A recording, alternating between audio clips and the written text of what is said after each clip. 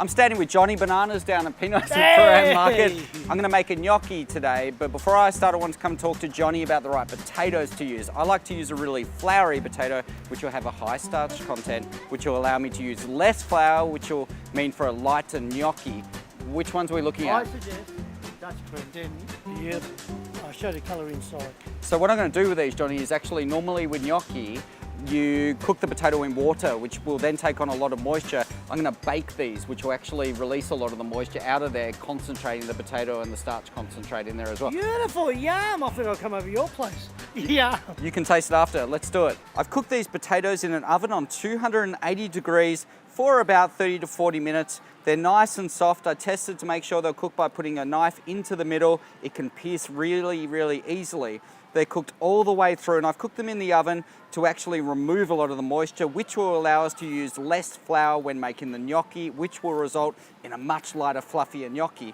So now we can remove the skin. I'm using a little bit of a knife just to peel that off easily. Mash the potatoes really well so there's no lumps.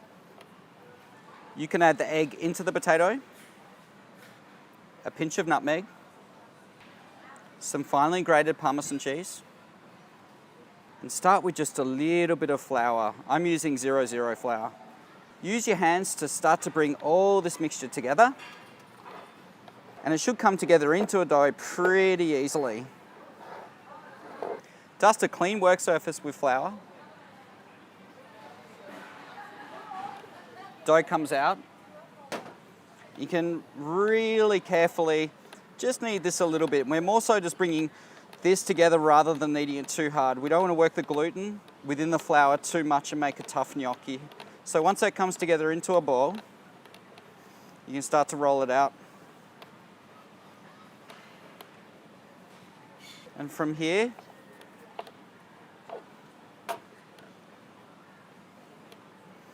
we can roll the gnocchi out. I don't like to make them too fine. I keep them fairly big and robust so they have a nice big shape because I toast these in butter after. And then we can get a little bit of semolina into there as well.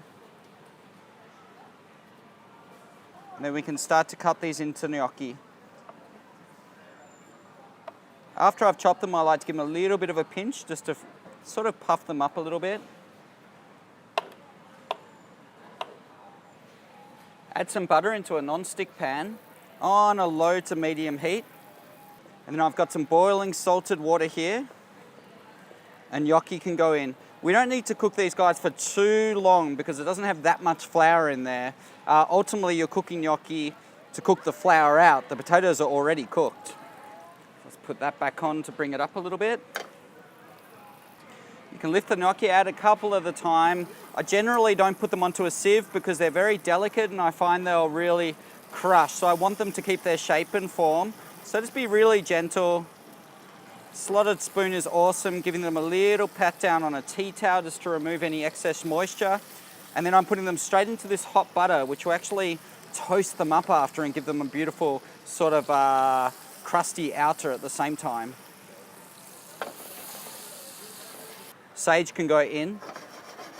And we just want to keep these moving around over a low to medium heat in the butter, which will crisp up the sage and the gnocchi at the same time. So we're looking for these to be a little bit toasty on each side, not too much. A little bit browned is good. Doing this toasting in here really gives you a beautiful structure on the outside of the gnocchi. So you get that lovely crunchiness on the outside and it should be soft and pillow-like inside. And we'll put a little bit of that nutty butter over the top.